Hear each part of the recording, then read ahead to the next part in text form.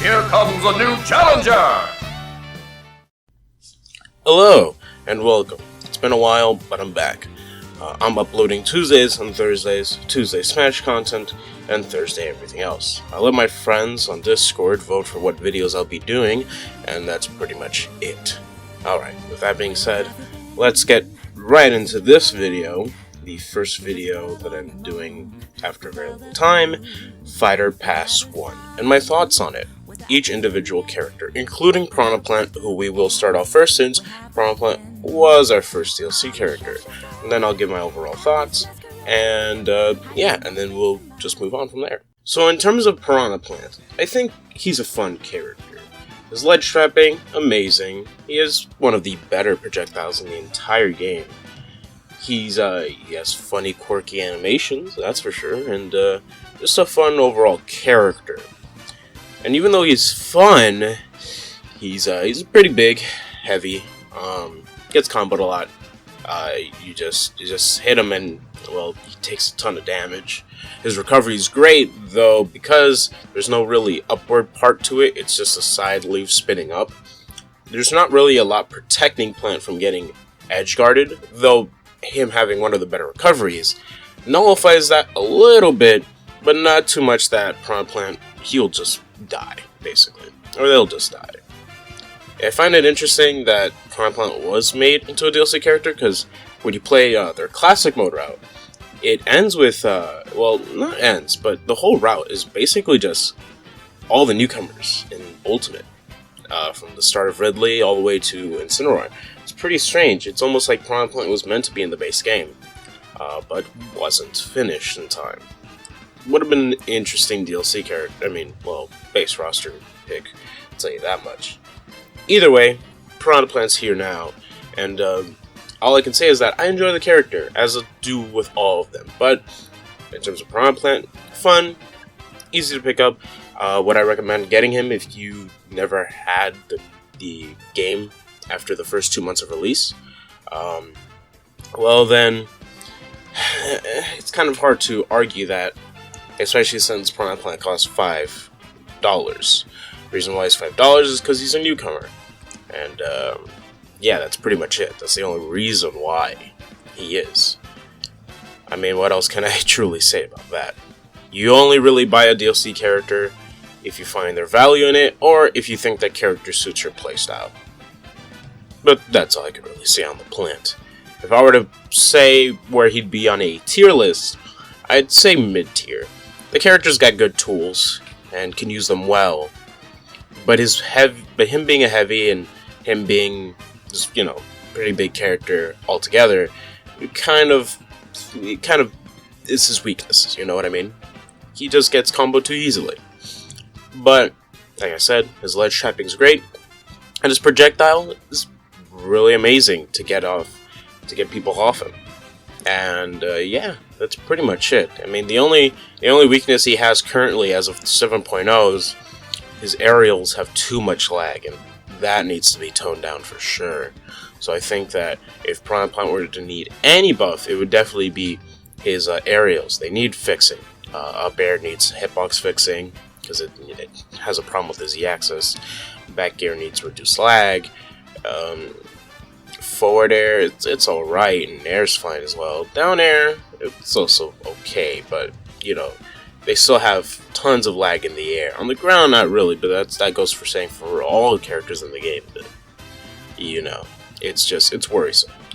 But yeah, that's all I really gotta say on the Plant. Let's move on to the Fighter's Pass now.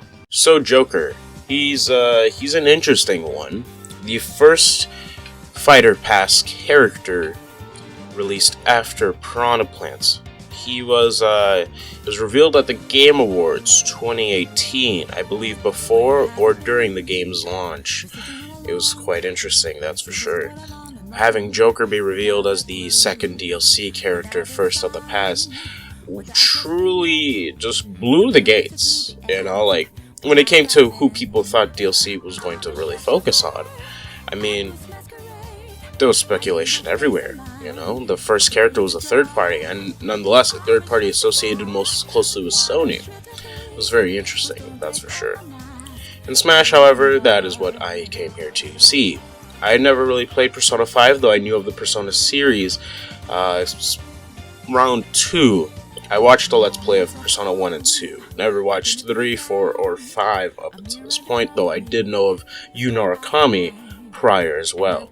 That was mainly due to, I believe, Persona 4 Arena Ultimax, but that's as far as it goes.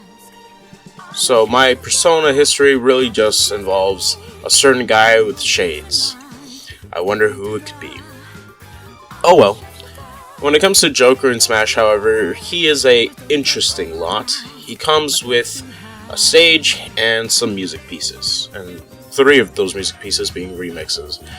Beneath the Mask, from Persona 5, of course. You have Aria of the Soul, which is the Velvet Room theme, and then you have the Persona 4 theme, I'll Face Myself, as the remix. So there you go. When it comes to a stage, Mementos, it is pretty much just a big stage with 2 platforms, a 3rd one that goes down, and 2 trains moving by. A couple of walls show up, though that is a hazard version. Hazardless, it's just the 2 platforms to the side and nothing much else. The stage itself changes its aesthetic depending on the music. If you have Persona 3 music, it's blue. Persona 4 music, yellow. Persona 5 music, obviously red. It's pretty cool, I like that.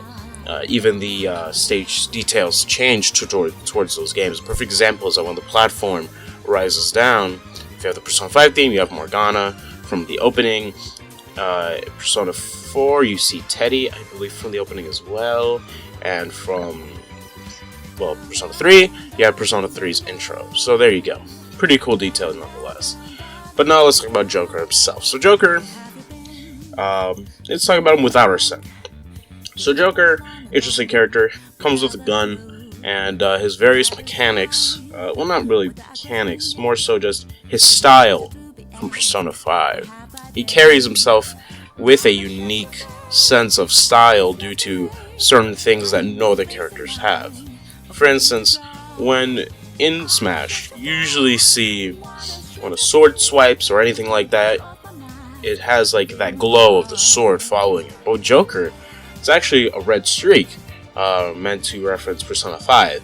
And you can tell that is the case because the Persona 4 and 3 Mii outfits of Yu and Minato, they have a yellow and blue stripe respectively. So with the Joker having one, you know, it's just a reference to his game's main color, which is red. Joker himself is a very strong character, very fast, he's very tiny in comparison to a lot of the other fighters. When it comes to his movement, he's fast on his feet. He moves pretty nice with his gun. He has a tether recovery with a grappling hook, which on the ground can grab items or other opponents and bring them to you. If it's an opponent, he'll bring them to himself, but they'll also bounce off, and you can try to combo off of that. Pretty nice. Joker overall, small hitboxes on his knives, attacks, and long hitboxes on his more legs. You know, he does use his legs for his up air and his forward air, but he mostly uses that knife, of course. And his specials are interesting as well. Like I said, I already mentioned the grappling hook and the gun, but there's also a side special, which I believe is Aha. That's what it's called. He snaps his finger, and a little projectile, if hits, puts curse damage on you. It's true damage. You cannot avoid it. You'll just see your percent meter go up and up because that's how it works. It's only temporary, of course. And then there's this down special, Rebel's Guard, which leads into the next thing I'm going to talk about, which is Arsene. So when you hit him in Rebel's Guard, you get more of this meter. When the meter builds, so does Arsene. And Arsene is basically Joker's persona, though for most normies, I guess they'd call it a stand, but that is simply incorrect. It is not a stand, it is a persona. They are different if you understand the context. Joker's persona Arsene, essentially a system for all of his attacks minus his grabs, and yeah. Basically, he makes his aerials, his smashes, his normal tilts, and even his special moves all the more stronger, and his up special even gets replaced with Wings of Rebellion. An up special that is similar to, say, Inkling up special, but it does go much farther than any of those, and it has invincibility for the first 25 frames. So, if someone tries to catch in the beginning of the move, you're not getting caught, basically. His Aegion, I believe, or no, sorry, the first one was Eha, the second one is Aegion. Aegion is the longer ranged curse spell. When it lands on the ground, it creates the explosion, and you see a face in it, or if it hits a person, it does the same thing. Longer lasting curse damage, bigger hitbox, does more damage to the projectile itself, pretty good. You can't combo off of it, unlike Eha, but it's still good. Still pretty good.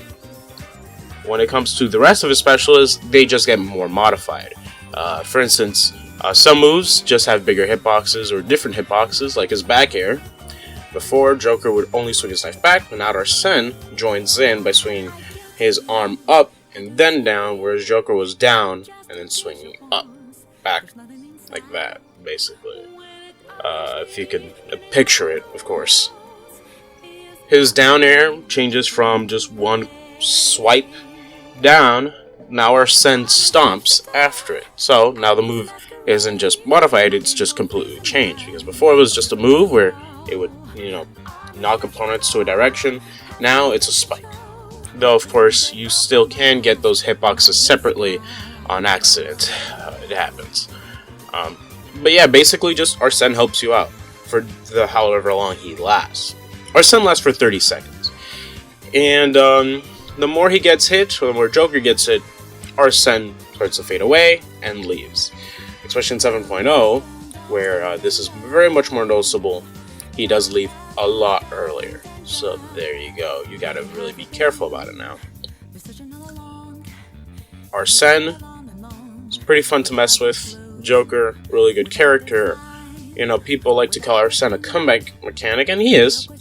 Though I feel like Arsene, in my personal opinion, just makes a strong character stronger in most cases. There are cases where you want regular Joker because he does have combos and tools that Arsene Joker doesn't. But Arsene has that power, that kill power that you kind of need. And you will get, basically, just by having Arsene out there. Arsene's counter, down B, before it was Rebel's Guard, absorbed hits, now it's just a straight up counter / reflector. Fun note, if you were to throw, say, as an example with Simon, if you throw an axe and then F smash afterwards, Joker cannot counter both, just so you know. So it's not like K rules, for instance, where whatever hits his belly just gets damaged, for instance. So a nice little tip for those, but it's only for a few specific characters that will ever work on. Either way, Joker's a fun character. I mean, his only real weakness is that he's not seen more in competitive play. He's seen a lot, yes. What I'm referring to is the amount of players that play him at top level. It's only MK Leo. And while MK Leo is really good with the character, I would say MK Leo carries Joker more than Joker carries Leo. Because you kind of need that sense of skill to even play the character in the first place. But that's just on me. If I were to put him on a tier, as of 7.0, I'm not sure. It still probably would be top tier, but I don't think he's like top 5 or anything due to how much he can be abused now, which is unfortunate. But he can, and that's just how it is. So there you go. Now, let's move on to the next DLC character. Alright, now we're on to Hero. Basically, Hero is an RNG character, through and through. His stage, nothing really much to talk about. A metal slime appears, which is cool, but you can never catch it. That's unfortunate. It just shows up with a couple of platforms and they leave. And in the Hazards version, 2 platforms to the side appear, where a mimic may be in one of the chests. Or I think just one chest appears on one of the other platforms. Either way, nothing much to speak home about. And the music is 8 music tracks featuring each of the 4 heroes' battle and overworld themes. No remix is found here. Even in their victory screen, the music Overtune, which is the main theme of Dragon Quest, is not a remix also. That's because the composer is a pain in the behind, we'll put it that way. Either way, we got Hero. And Hero, like I said, RNG character. He's super slow. Alright, and that's kind of what you should be expecting when it comes to an RNG-based character. RNG-based characters are essentially meant to be bad unless you spin that wheel and oh, now I'm the best character in the game. Hooray! That's basically how Hero works. If Hero had perfect optimal RNG all the time, this character would be the best in the game. I'm not lying to you. This would be the best character in the entire game.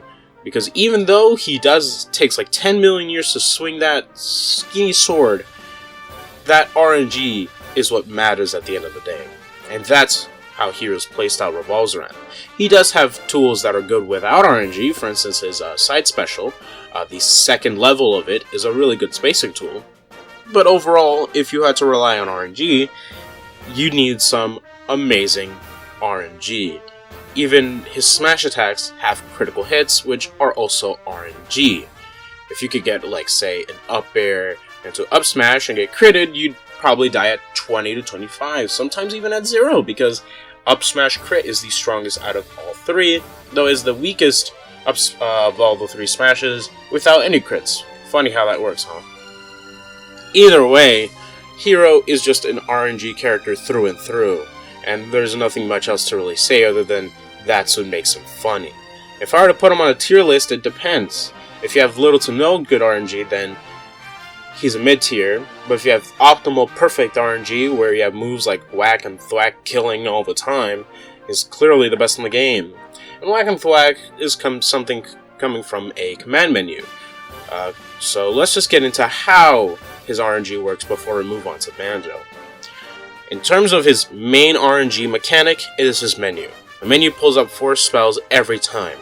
The only spells that the menu won't pull is the same similar spells to another, so like Bang and Kaboom will never show up on the same pool, Whack and Thwack will never show up in the same pool. However, spells will also not show up in the next command menu. So say you have Ka-Clang on one menu, and then you switch over to the next menu, Ka-Clang will not be there.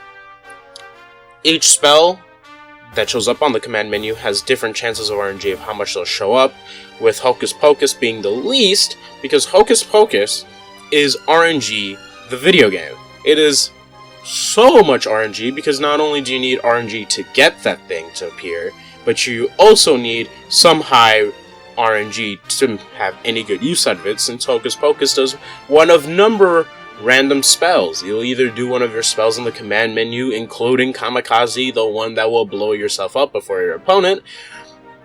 It can turn you big, it can turn you invincible, it can turn you small, it can turn you invisible. It does more harm than it does good, but boy is it fun to mess with. You also have Whack and Thwack, which I mentioned before, which depending on your percent and their percent will cause your opponent to implode. That also implies that yes, the opponent can die at 0, which is stupid, but I love this character! Oh my goodness, you understand. This was one of my mains because of how funny he is. In terms of the hero that I use personally, it's the 8th hero with the blue ult. It just looks cool, and Munchie's in his pocket. How can I not love it? Either way, I'm just saying, really fun character. Try him out. Yeah, he's slow, but that's not the reason why you're playing him.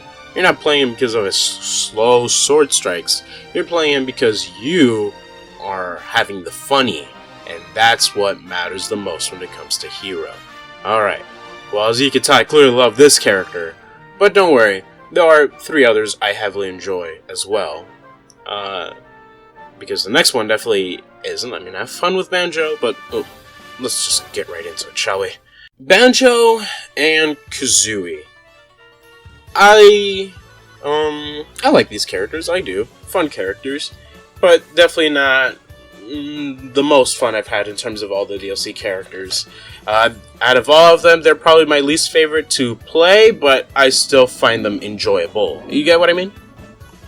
It kind of sucks that Banjo sort of became that flavor of the week character, because once people knew that... Yeah, I mean, obviously there are people that wanted Banjo, but it really just felt like most people just bandwagoning him, because no one ever talks about him anymore. I never hear anyone talk about Banjo. I see people play him occasionally, but no one ever seems to just, talk about him being in Smash. But, I mean, that's just the opinions of others. I can't really comment on that too much. All I can say is, this bear and bird definitely deserve more than how they're getting treated currently. Yeah, they're obnoxious to fight, but I think that them being in Smash is more important than any one way that the person plays them. You know what I mean? But let's just get right into it. So Banjo, just like the others, comes with music tracks, including one composed by Grant Kirkhope, the original composer of Banjo-Kazooie. So that's pretty nice. But and the stage spins around. I'm just gonna say it. Even with hazards off, it's not very good because with hazards off, there's this little platform to the side. It just ruins everything. But luckily, you have platforms that spawn in, and you have a bunch of cameos like Bottles and like Gruntilda and Tooty, who hasn't had I believe a 3D model in a game since this one. I think since Banjo-Kazooie 1. That's that's sad. Either way, Banjo himself is the main focus. I kind of went more in depth with Joker because it kind of gives you the feel of what I mean by stages, music, and all this. But when it comes to Banjo, alright, let's get right into it, shall we? What do I think about Banjo, personally speaking? Banjo, he's kind of funny. So first of all, his playstyle, or his moves rather, feel like they did come from previous Smash games, like Melee 64. It's like Sakurai did have a plan for this character long ago, and just never got to use it up until now. The only real gimmicks he has now are two, being his side special Wonder Wing, and the FPS mode of Kazooie. See guys, there we got an FPS character. I don't, why do we need Chief and Noob? We got Kazooie, the gun, and anyways. So, when it comes to Banjo-Kazooie's playstyle, they're really campy. We'll try to find an opening. Once they get an opening, they smack you around. They can play offensively and defensively. Really nice, though they do lose to shields. If you just shield and they're up close to you, you just basically get them and that's it. You can grab them out of Wonder Wing. Wonder Wing has limited uses, 5 in fact, per stock, and you can only refresh them after you lose a stock. It's an interesting character, I will say. Fun to mess with. Definitely more resource management than a few of the other characters we have, because you have to worry about grenades and where the grenades will be, especially since the grenade's bouncing trajectory is random. You do gotta worry about your side B management. Do you just want to spend them all immediately, or do you want to use them carefully? Either way, Banjo is a fun character to mess with. Animation-wise, he's great. Especially his victory screens. I love the victory screen where Banjo and Kazooie play, well, a Banjo and a Kazooie for the victory screen. It just works so well. It's so great. There's definitely a lot of love poured into this character, and that is for sure seen in every bit of animation they have. Like, their slow walk is a tippy toe. I mean, it's so great. It's so funny. I love these two animation-wise. It's just playstyle-wise, not for me. Definitely my least favorite to play out of all of them, but I do tend to play them a lot, because I like playing all the DLC characters. Even if Banjo's my least favorite to play, I enjoy playing him, is my point. There's no character I hate playing, basically. But, yeah, I don't really have much to say on the Bear and the Bird in terms of playstyle. If I had to put them on the placing, okay, here we go. Because they lose to shield, and they are pretty easy to edge guard without Wonder Wing, I would say Banjo is probably mid-tier or the bottom of high tier, potentially. But I think for a safe assumption, he's mid-tier currently. In terms of competitive play, not many people are playing him. Only ones are Brood, who used to play Piranha Plant, now plays Banjo as far as my knowledge goes, and Trella.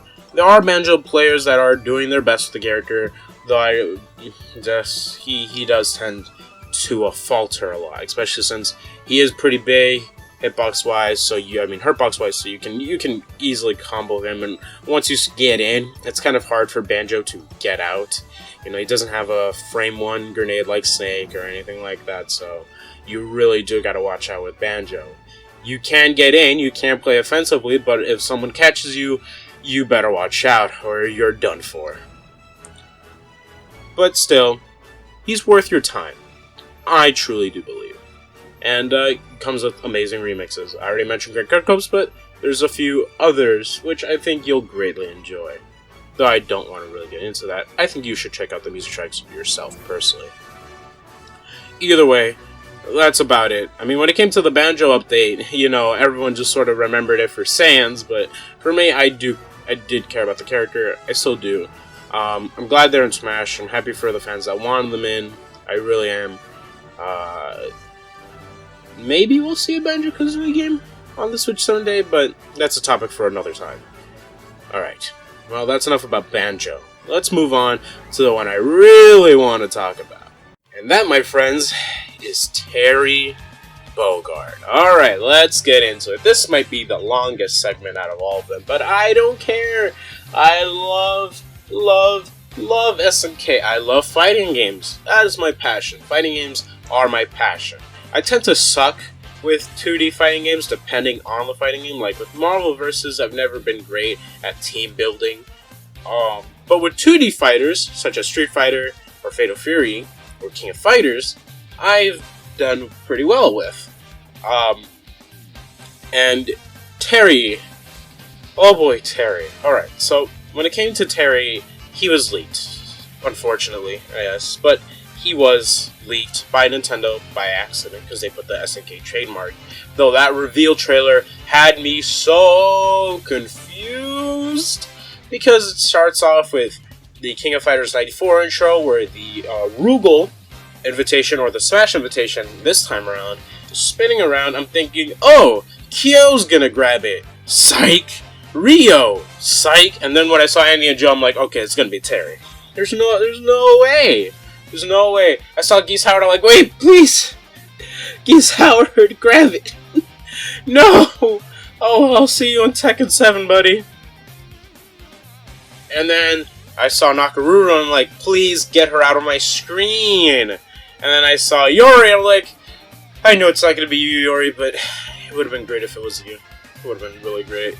And as he laughs off into the distance, Terry picks up that invitation, and Terry Bogard faces the Fury, now in development. Damn it! But later on, we did finally get to see his gameplay, and oh boy, was I happy. So first of all, Terry's design I want to get into, unlike most of the other DLC characters, because, fun fact, Neo Geo games had 4 primary buttons. And when it came to Fatal Fury, King of Fighters, you only had light, heavy, punch, light, heavy, kick. And so for Smash, the way they choose to represent this is that Terry, his lights are his tilts and his jabs, and his heavies are his smash attacks. Pretty cool, if I do say so myself. When it comes to his specials, there are also light and heavy variations just by tapping and holding the button if you're familiar with Ryu and Ken.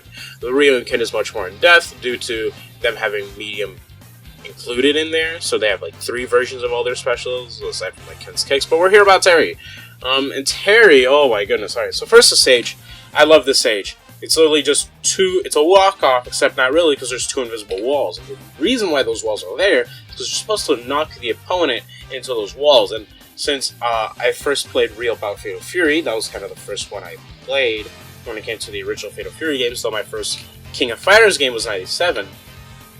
Playing that stage and seeing that was like, oh my goodness, that's so cool. Even though I play in a competitive, casual sense,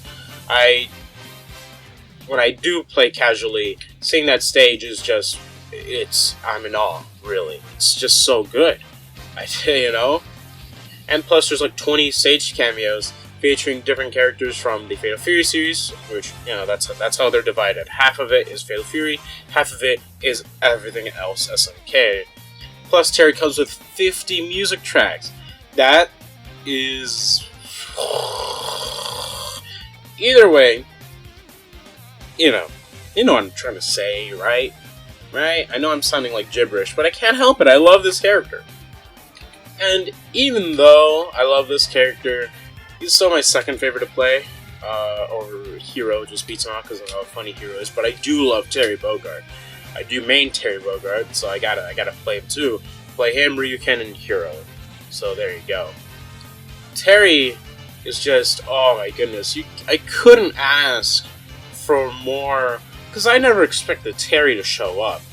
I knew who Terry was because he was my main in King of Fighters in 87, along with King and whoever else I chose, be it Iori, Kyo, etc. I didn't really mess with every character, just with ones I thought I would enjoy their playstyle. But that's neither here nor there. I was really happy when he was announced, and seeing him, I mean, just, it's kind of hard to speak because of how much I love this inclusion. Terry really is just full of that energy that just, oh my goodness, it's just hard to speak. I can't. I love this character. It's, if you couldn't tell, I love the fact that they incorporated Crack Shoot as a back special. First character to have one of those. Having all of his other special moves like Burn Knuckle, Power Donk, Power Charge, Rising Tackle, and Power Wave, including Desperation Mechanic, which I called. I said, Terry Bogard is going to have a Desperation Mechanic that when he's over a certain percent, he's going to be able to spam Power Geyser as he pleases. Turns out Sakurai said, okay, Power Geyser, sure, but what if we just included the all-time favorite Buster Wolf, or the way it's said in Geru Mark of the Wolves, where he just really puts emphasis on that wolf. It's like, Buster Wolf! It's just so good. Oh my goodness, I love Terry so much. He's one of my favorite inclusions of all time, alongside Ryu and Ken and Mega Man and all the. Oh my god, it's hard to speak on him. He's just so great.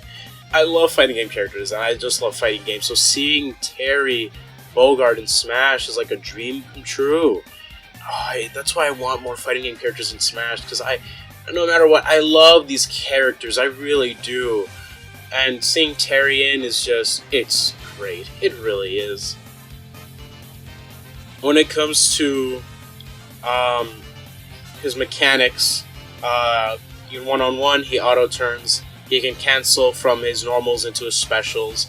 He has Go, Desperation, like I mentioned earlier, where he has access to two super special moves, which you can only do by input, being Power Geyser and Buster Wolf.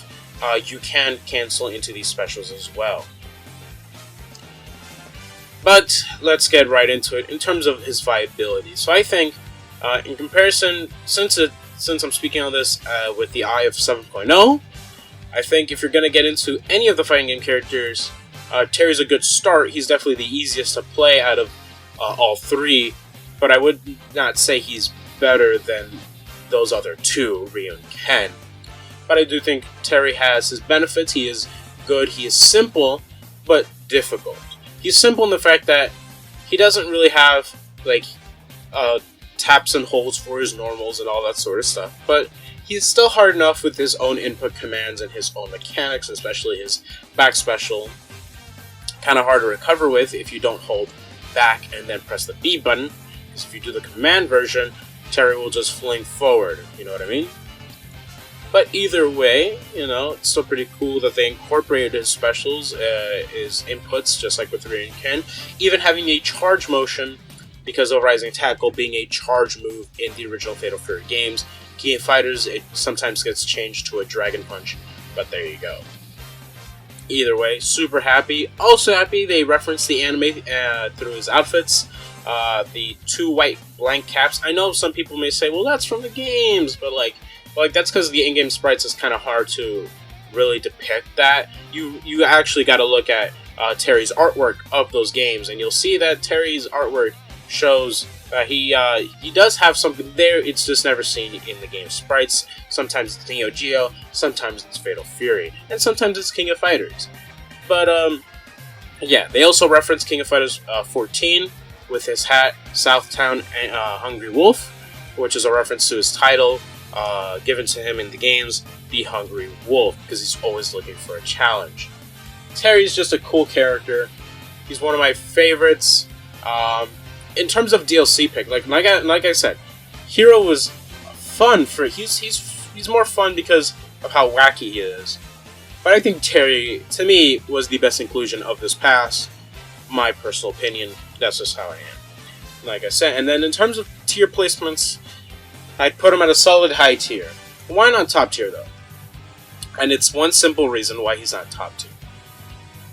He can't snap to ledge. He's easy to ledge trap.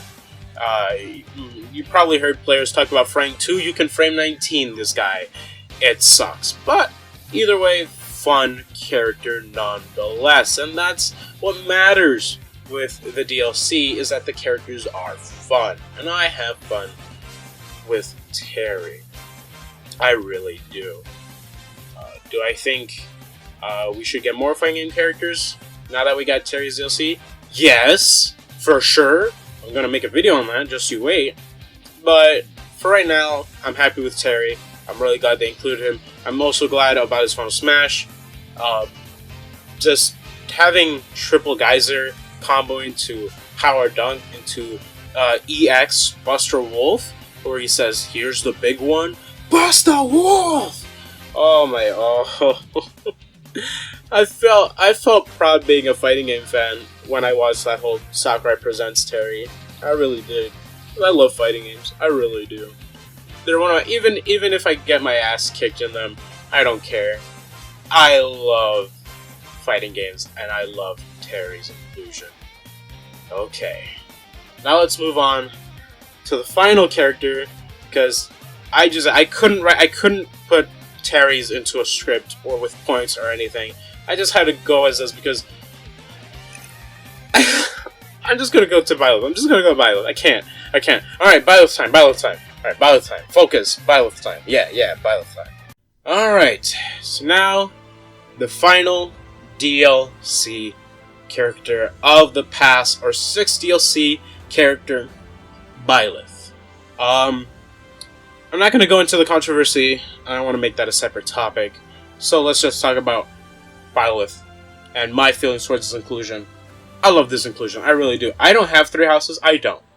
But there's a reason why I do love this inclusion, because you can be a fan of video games if you never played them, if they're story-driven, because you can care about that story. You can be a fan of that story.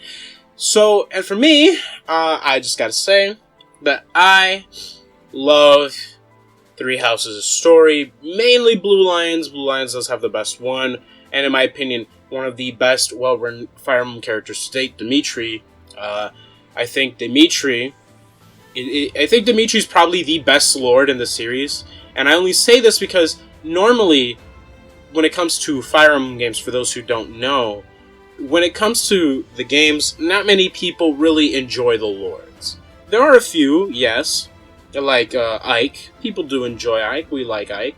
But for majority of the time, you mostly like the side characters over the Lords. But Dimitri is one of those few cases, or, well, that only case as far as I'm aware, where people love the Lord more than the supporting cast, which is rare to see in a Fire Emblem game, but that's how good Dimitri is. He's so well written.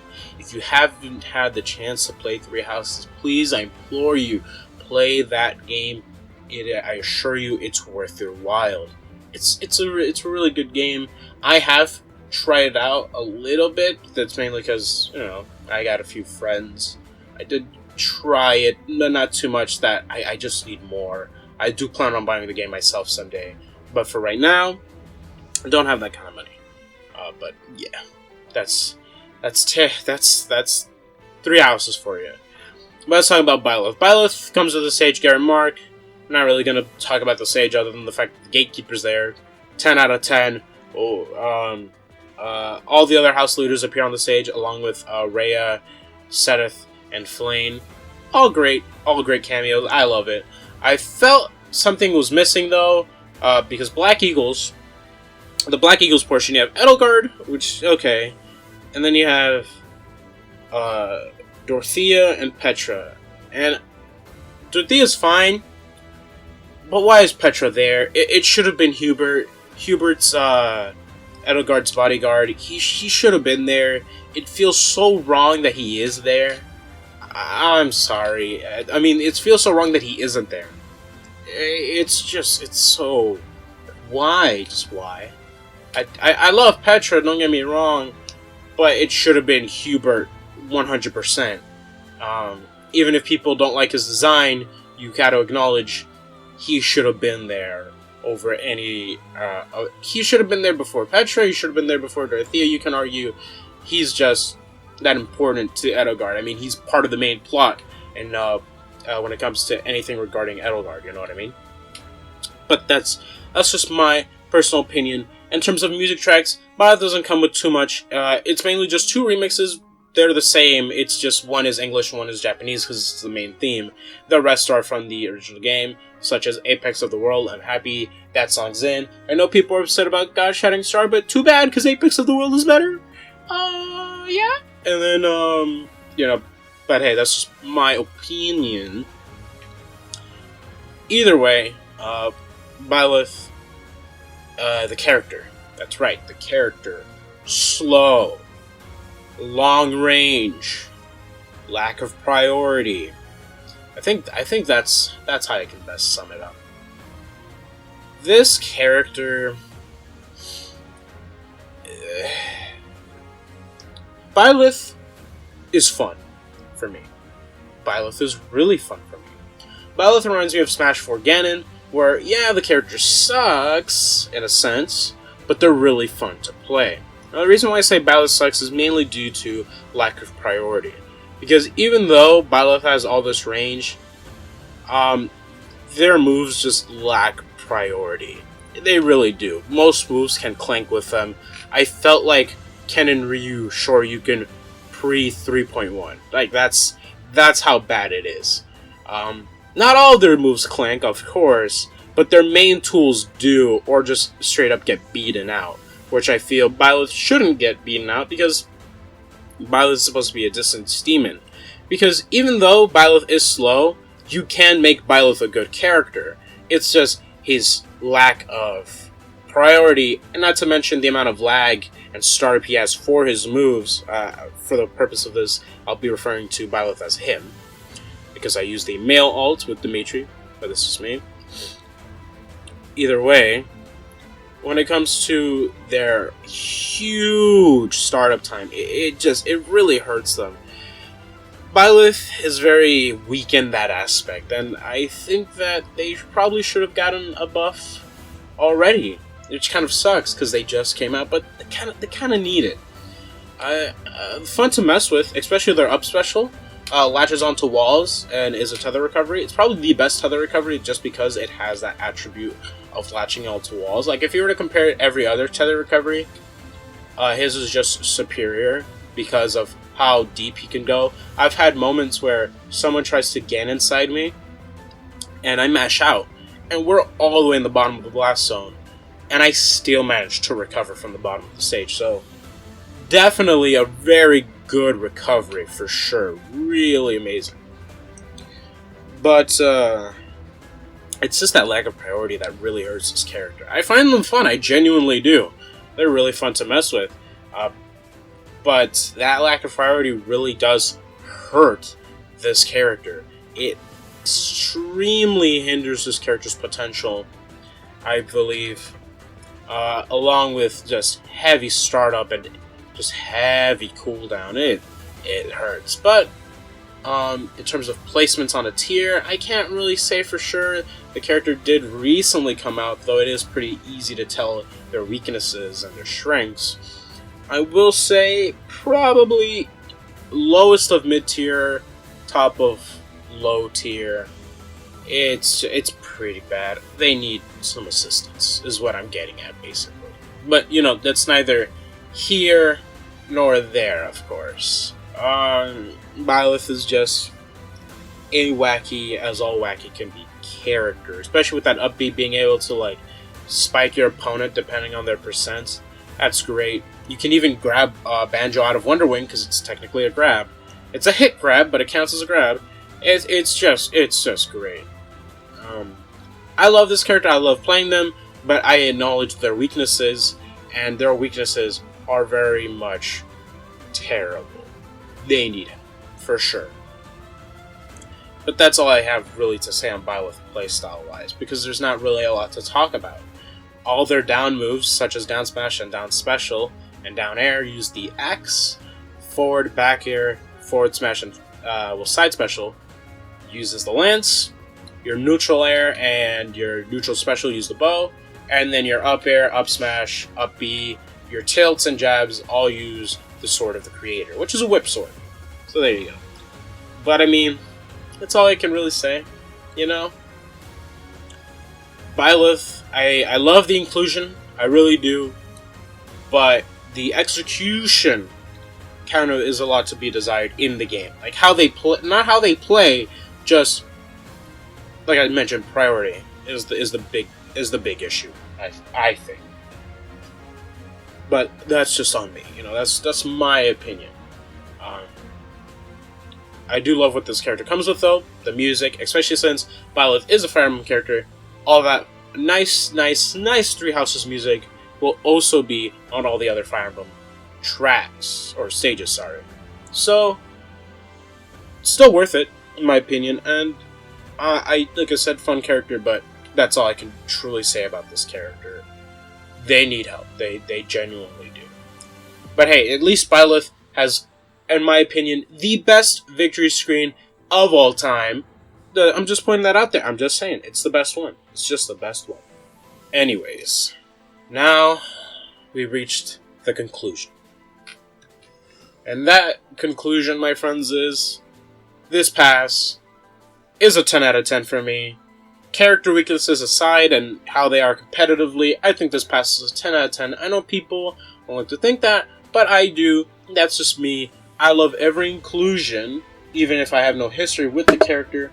I love every inclusion.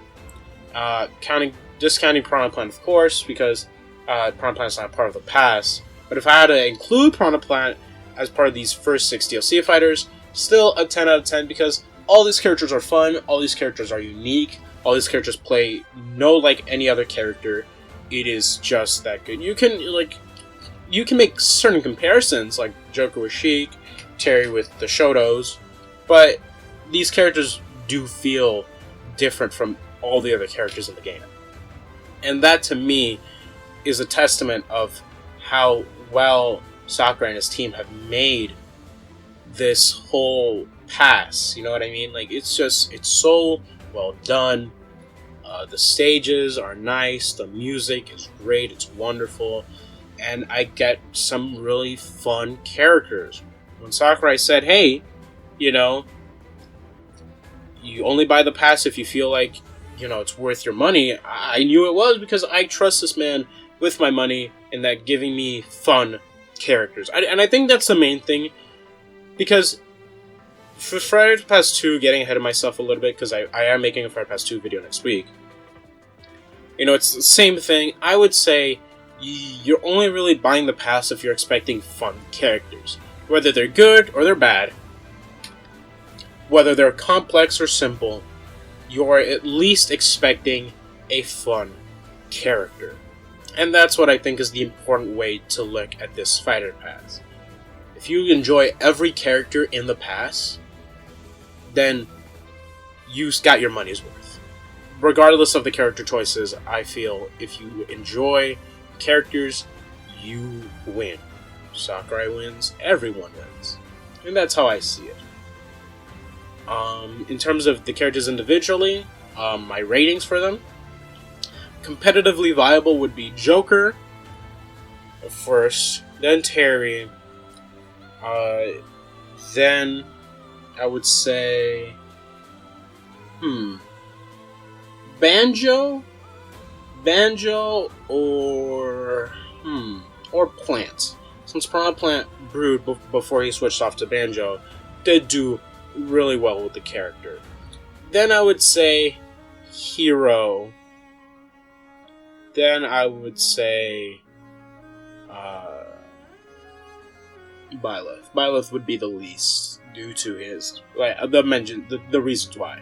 So there you go. That's my list. In terms of fun to play is Hero, then Terry, then Joker.